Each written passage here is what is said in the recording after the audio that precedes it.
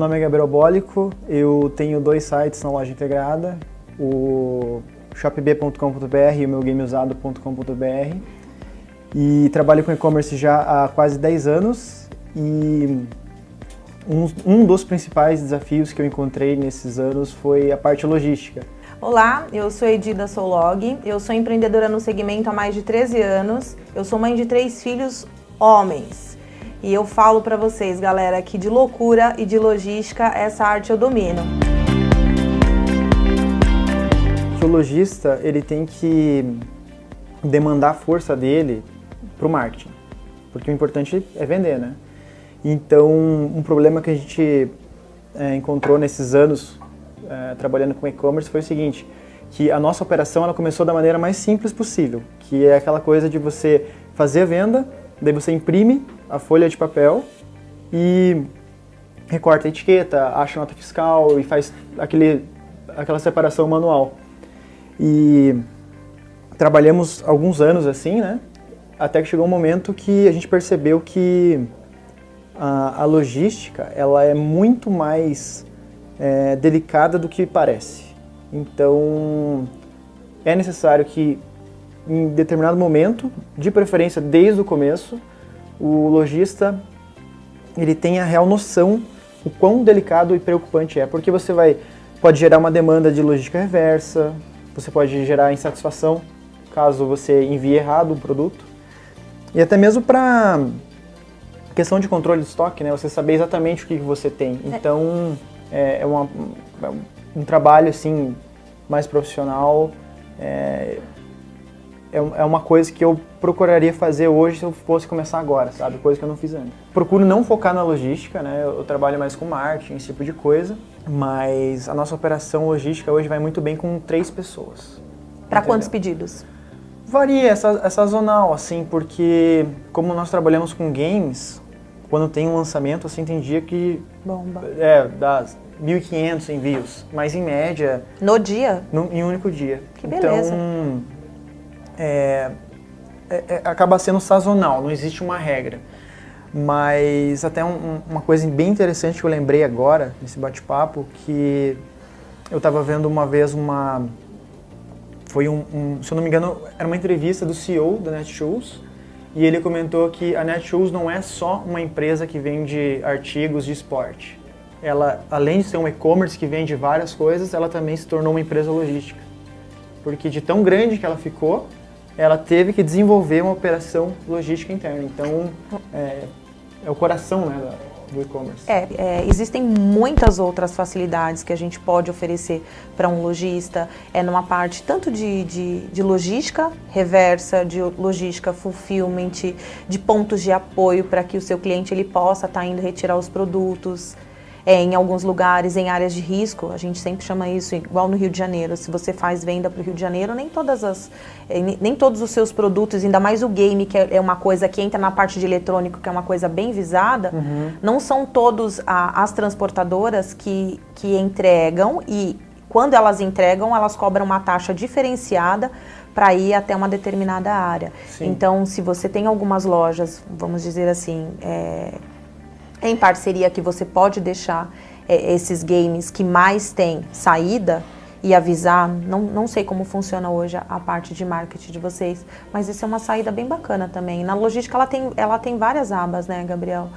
Cada negócio tem vamos dizer assim, cada negócio é um negócio, né? Tipo uma solução que pode funcionar para um, às vezes não necessariamente vai funcionar para outro. Na parte logística, hoje, principalmente tendo em vista que nós temos produtos muito similares, né, a gente realmente trata um produto não pelo nome, não pelo tipo, e sim pelo código de barra. Então eu acho que a partir do momento que um lojista tenha todo o seu catálogo dessa maneira, ele deve priorizar o código de barra. Quanto à questão de envio, pontos de retirada, esse tipo de coisa, como você mencionou agora, o que eu procuro fazer? Eu tento, hoje, na minha operação, eu priorizo a organização. Qualquer tipo de processo manual, eu tento evitar. Por exemplo, para mim não funcionaria, pelo menos por enquanto, se eu tivesse pontos de retirada específicos com parceiros para o meu negócio. Então, o que eu procuro fazer hoje?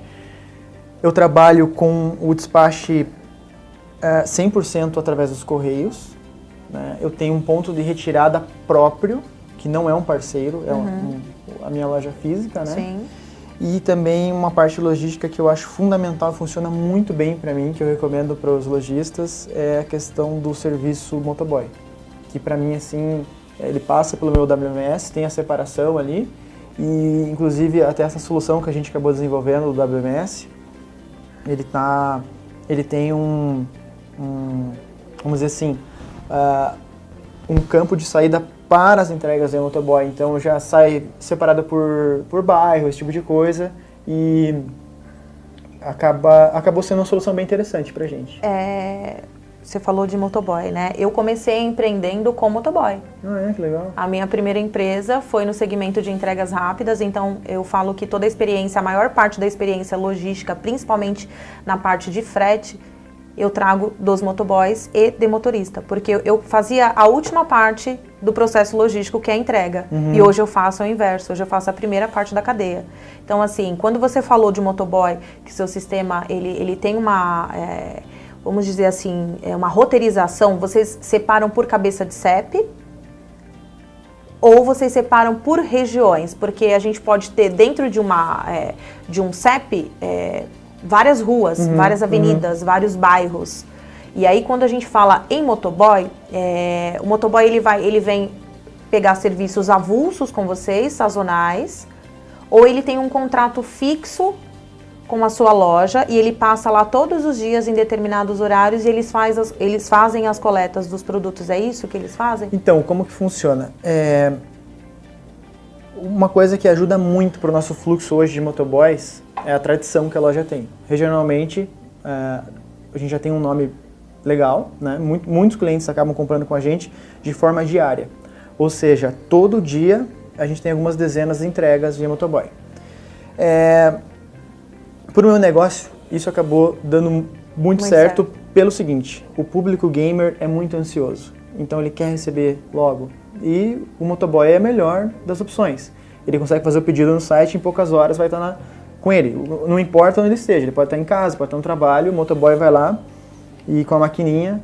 Então é avulso, você contrata o motoboy pela demanda que você vende. Na verdade nós temos alguns motoboys parceiros, através de uma agência de motoboys. Não são motoboys contratados da nossa empresa. Entendi.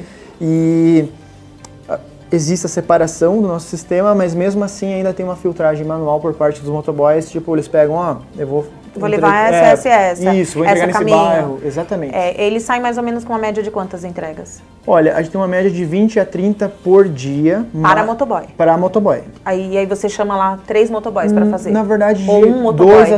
2 a 3 por dia. Mas, por exemplo, há 3 dias atrás a gente teve um lançamento, que foi o novo jogo do Spider-Man, e ele gerou uma demanda de 151 pontos num dia. Daí a gente conseguiu chamar mais motoboys. Eu tive também um grande lançamento esse ano, que foi o novo jogo do God of War, em abril, que em 2 dias a gente chamou 9 motoboys. Não, em um dia, foi 9 motoboys com 400 e alguma coisa pontos. Desde manhã, cada motoboy saiu, sei lá, com 40 pontos. Pode parecer muito, e de fato só que a partir do momento que você tem um sistema que vai te ajudar nessa organização, o motoboy vai fazer 10 entregas no mesmo bairro. Na verdade, assim, eu entendi o que você disse e por isso que eu te perguntei, é por cabeça de CEP? Porque em questão, se fosse de cabeça de CEP, o que eu falo de cabeça de CEP? Ele vai pegar do CEP 040 até o 040.99. Ele vai pegar a principal e as paralelas. Quando o motoboy ele trabalha por cabeça de CEP, que a gente chama de porta a porta no e-commerce, como que ele vai fazer? Ele vai sair com uma média de 50 entregas, um único portador, ainda mais que são gamers, que são pequenos e cubam dentro do baú dele, e uma média que a gente conta para esse tipo de portador e esse tipo de entrega, a cada 1 hora ele consegue fazer 10 entregas.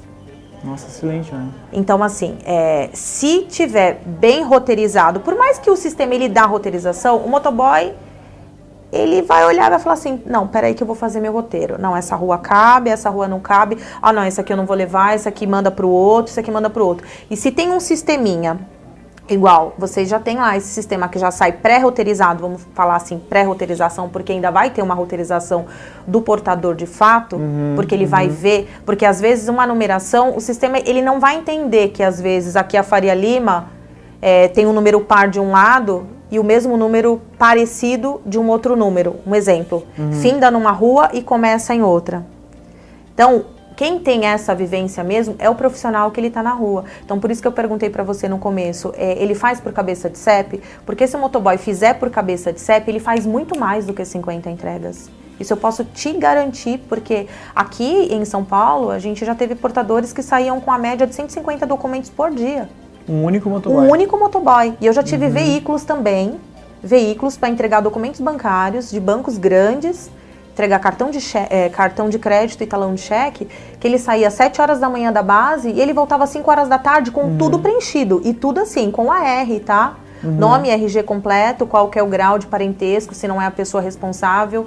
Então tem essa opção do portador, é muito bacana o que você está falando, é muito legal. Eu voto muito nesse tipo de envio por esse modal de motoboy, mas dá uma... eu falo porque eu já tive do outro lado. Dá uma observada, porque se a empresa está cobrando por ponto, é o avulso, ele é o esporádico. Fala para ela assim, quanto que custa para eu fechar uma diária com você? Quanto que custa para eu mandar para você por endereço? Quanto que você vai me cobrar por endereço? Aí você faz uma análise dos dois preços, porque coloca existe. Na balança daí você coloca, porque você fazendo no envio porta a porta, você vai pagar muito mais barato do que pelo envio ponto, porque o ponto ele conta esporádico, é de um ponto para o outro. Às vezes na mesma rua ele tem 10 endereços e ele vai te cobrar pelos 10, mesmo que seja mais um adicional, que talvez seja isso que ela te cobre o primeiro cheio e mais um adicional. Então dá uma observada, mas esse envio de motoboy é excelente, porque você chega rápido, mas hoje o motoboy ele custa muito caro. Pela experiência que eu tenho, eu posso dizer que eu não dava o devido valor e não imaginava o que isso poderia ocasionar. Então, assim, eu acho que além do crescimento em marketing, que o que faz você vender, assim, vamos dizer, 80% é o marketing, né? Mas além desse desenvolvimento profissional nessa parte, eu posso dizer que o maior crescimento, ou igual, talvez até maior, foi na parte logística. A logística, assim, eu posso assegurar que tem muitos lojistas que não percebem o quanto que eles perdem. Eles não têm essa noção, entendeu? Eles acabam procurando furos e outras coisas em outros setores. Eles não têm a real dimensão de que eles podem, com um bom sistema logístico, ou até trabalhando com uma empresa especializada como a sua, eles podem economizar com funcionários, eles podem economizar com armazenamento, porque armazenamento também é uma coisa que muita gente não percebe, que acaba deixando muitos produtos parados por muito tempo, não sabe o que é a curva ABC, por exemplo. E no e-commerce, para um lojista, é a mesma coisa, o bem maior dele é o estoque. Sim. Principalmente para um lojista que está começando. Principalmente para um lojista que está começando. É o estoque. Mas aí a gente faz as seguintes perguntas para ele. Quantas horas do teu dia se perde com a logística? Vamos falar? 4 horas, que é o período da manhã? Porque está ali naquela correria de entrar o pedido, de separar, de fazer, que seja ainda, como você está falando como lojista, de uma forma manual, de imprimir nota fiscal, de fazer checklist do que já foi, do que não foi, de começar o pique. Então, quando eu comecei... Até mesmo produtos sensíveis e grandes, né? Que pode demorar para embalar. Demora mais para você fazer todo o manuseio disso tudo. Eu enxergava a logística, Gabriel, de uma maneira muito longe. Sabe aquele mundo tão distante? Eu enxergava assim. E eu acredito que muitos lojistas ainda enxergam, né? Que a logística é muito caro.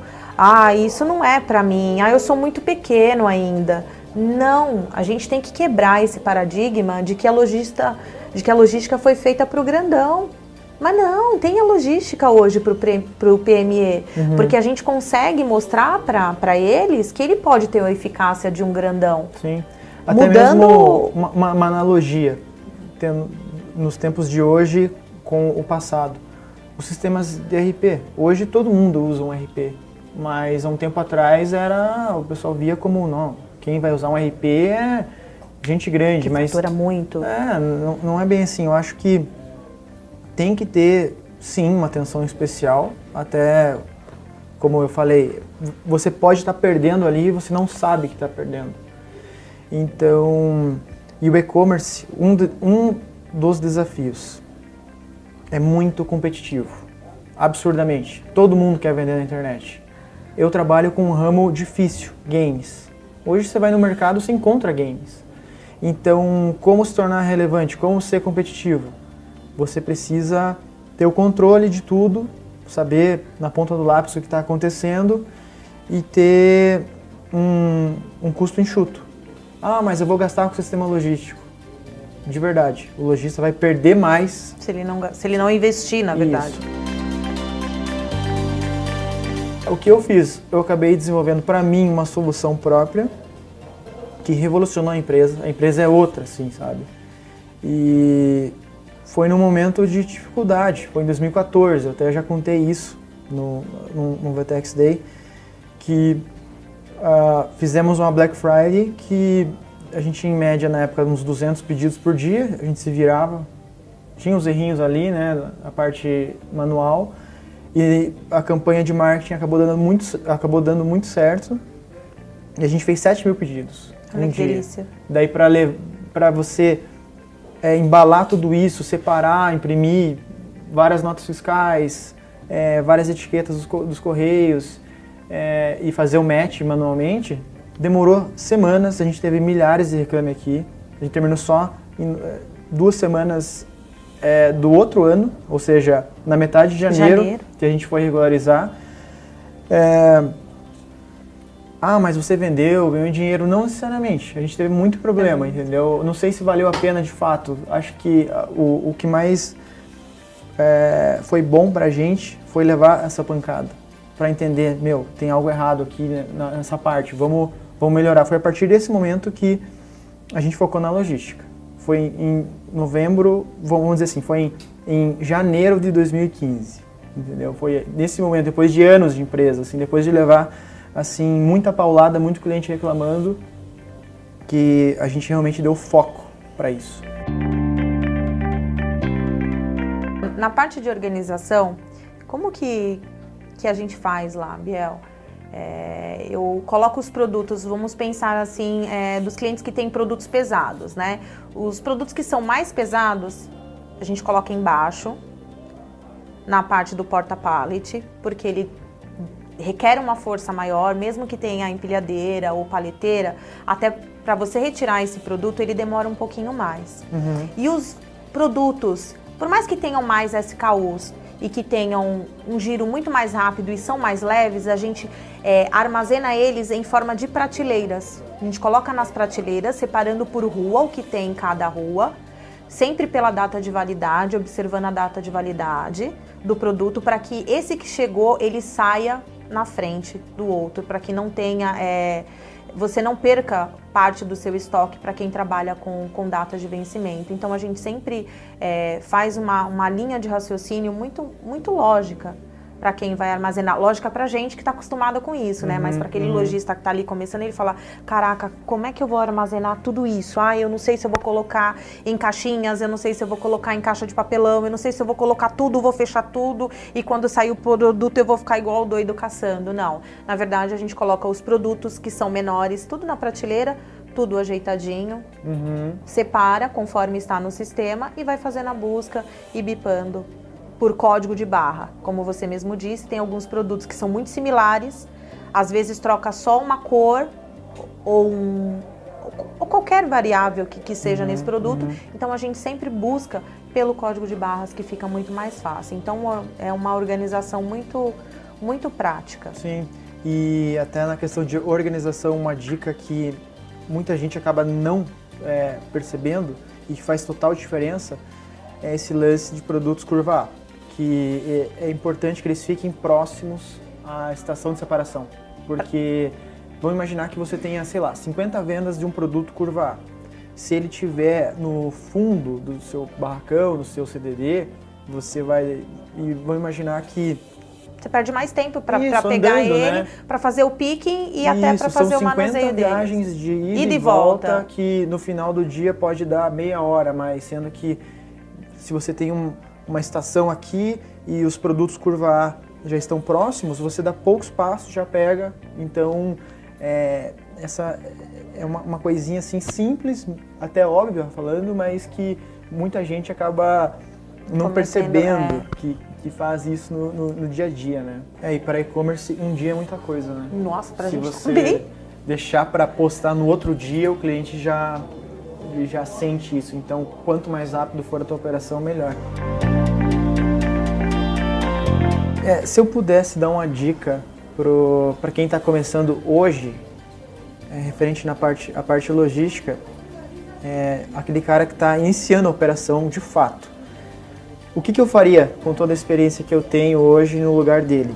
Obviamente, um dia ele vai ter que entender que ele vai precisar profissionalizar essa parte. Ele talvez não tenha capital nem como fazer isso de início, mas vai chegar um momento com o fluxo dele que ele vai precisar contratar uma solução como a sua, ou de repente... desenvolver um sistema como o seu. Como eu acabei fazendo, só que eu percebo que os lojistas, principalmente os que estão começando, eles acabam subestimando um pouco as ferramentas que eles têm. Por exemplo, eu uso loja integrada, tenho uma operação legal, gosto da plataforma de verdade, gosto muito e sei até onde, o que dá para fazer e me surpreendo, assim. Tem bastante coisa que a gente consegue adaptar e se virar muito bem. Então, quais dicas que eu deixo para um lojista que está começando? A plataforma, como eu já disse, eu gosto muito de loja integrada. Você pode alcançar, ir bem longe com ela, né, vamos dizer assim. Então preencha bem os seus produtos. E outra coisa também que é fundamental, e ainda sobre ferramentas que são essenciais, é o seu RP. Eu uso o Bling hoje na minha operação, até hoje, e é uma ferramenta incrível. E muita gente não sabe o quê? Que dentro do Bling você tem um sisteminha de picking e packing simples. Não é uma solução como a sua, que é bem mais avançada e funciona muito bem, mas é para aquele cara assim que tem tipo 1, 2, 3 pedidos por dia, talvez um pouquinho mais. Então assim, preencha bem as dicas que eu deixo hoje. Preencha bem seus cadastros dentro da loja integrada, preencha bem dentro do seu RP, que é o Bling, que eles não vão sanar, não vai ser uma solução logística profissional, não vão sanar todos os problemas, mas eles vão minimizar bastante. Então, conheça bem as suas ferramentas. Você não consegue, você pode não ter capital para fazer um grande investimento, para desenvolver alguma coisa, para, sei lá, ter um custo a mais nesse início, mas é possível já com essas duas ferramentas que eu vejo como essenciais, você ter um controle bem legal. Então, são dicas que eu deixo assim, o que eu faria se fosse um lojista começando realmente do zero hoje.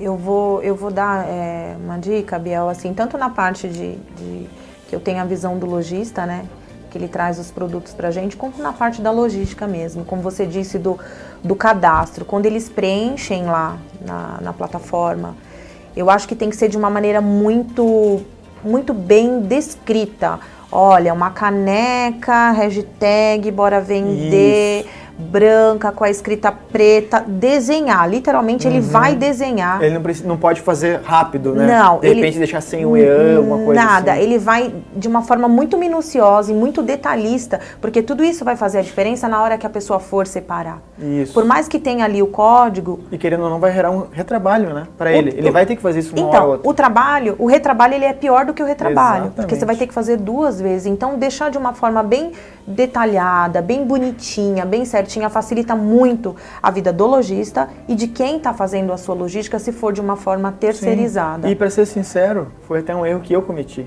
entendeu? Porque a vida do empreendedor, assim, é uma escola. Você tem erros, tem acertos, você precisa mais acertar do que errar. E é uma dica que eu quis passar agora para quem estiver acompanhando esse bate-papo, porque foi onde eu errei e eu vejo que... Muitos erram. Exatamente, e fez muita diferença, sabe? Então, realmente a parte de cadastro, como você está falando, é fundamental. É assim, como a gente falou lá no começo, não tem certo e não tem errado. Tem a visão e o momento de cada empreendedor. Colocou no papel, colocou lá no seu plano de negócios, todos os números, todas as suas métricas, tudo que você vai fazer para você alcançar, onde você quer chegar, em quanto tempo, se cabe, se está cabendo ali no seu orçamento, faça esses investimentos que sejam em RP, que sejam em plataforma, que seja numa logística fulfillment terceirizada, que seja em planos de marketing, em vendas, em alguma coisa que seja melhor para o seu e-commerce. Porque um e-commerce hoje, o índice de mortalidade dele é 70%. E o que causa essa mortalidade no e-commerce aqui no nosso Brasil? É a falta de conhecimento em gestão logística que está em primeiro lugar e que depois perde apenas para a parte tributária. Então, quando a gente fala em logística, em terceirizar a logística, a pessoa ela vê muito distante e acha que não é, que o que eu vou estar perdendo dinheiro com isso? Eu não posso pagar uma logística porque, vamos lá, vamos pensar num plano mínimo. Eu vou gastar R$400, mas R$400, gente, a gente não loca. E a parte estrutural, física? Sim. E uma mão de obra, uma contratação de um funcionário. E a infraestrutura desse local. Embalagens. E a embalagem. É uma série de coisas que eu acho que vale a pena pensar, independente de qual seja a empresa, que o seu e-commerce esteja bem estruturado, bem alinhado e que você tenha um propósito, porque quando você está ali firme em parcerias e conexões boas, é muito difícil quebrar esse elo que existe, porque a cabeça de um empreendedor que caminha junto com outros é totalmente diferente daquele cara que ele empreende sozinho. Então, o mindset dele, ele é outro. Então, a minha dica, além dessa parte de sistemas, de RP, de logística, é não caminhar sozinho. Você vai conseguir ferramentas que vão te auxiliar. Então, nesse caso, eu seria um tipo de lojista que faria um teste primeiro. Vamos colocar algumas pecinhas, ver como vai funcionar, porque eu acho que a ferramenta você só vai saber se ela é boa ou não na prática. Então, se vocês aceitam dessa maneira, eu acho que já é um ponto bem positivo. De repente, pegar alguns produtos para fazer esse teste, né? Na verdade, a gente estava até batendo esse papo um tempinho atrás, e tem alguns lojistas que estão fora do estado de São Paulo e que eles vão fazer esse teste com a gente, trazendo parte do estoque dele para o nosso CD. Por quê? Porque a maior parte do frete dele, de vendas dele, se concentra aqui em São Paulo. Então, só aí ele já vai ter um diferencial de competitividade em relação aos concorrentes dele, porque a taxa, a tarifa de frete dele vai descer, saindo de São Paulo para São Paulo, ele vai pagar muito mais barato do que de um outro estado para cá. E fora também que os fornecedores dele, desse cliente em específico que eu estou mencionando aqui agora, está em São Paulo. Então o fornecedor também não vai ter uma tributação e até mesmo uma alíquota de frete alta para poder entregar em outro estado. Eu agradeço o pessoal da Loja Integrada, a Natália, que me proporcionou esse momento de estar aqui dividindo com você, que é um cara que eu já admirava sem você saber, eu já conhecia um pouco da sua história. Eu agradeço muito, pessoal, agradeço você por dividir comigo. Eu também quero agradecer a todos os envolvidos, né, desde a parte da galera da Loja Integrada, da produção, você, que eu gosto muito de conversar sobre e-commerce, gosto de trocar experiência, poder ajudar outros lojistas, falar um pouco sem ser esse conto de fadas de como é a vida do empreendedor, né? E eu já cometi erros, mas por sorte muito mais acertos. Agradeço ao pessoal da Loja Integrada, que é uma galera muito fera, que eu sei que eles se importam realmente com os lojistas, eu sinto isso, gosto muito da relação que eles têm com os lojistas e eu espero que muita gente tenha aprendido com esse bate-papo aqui e que a gente continue a conversar daqui para frente.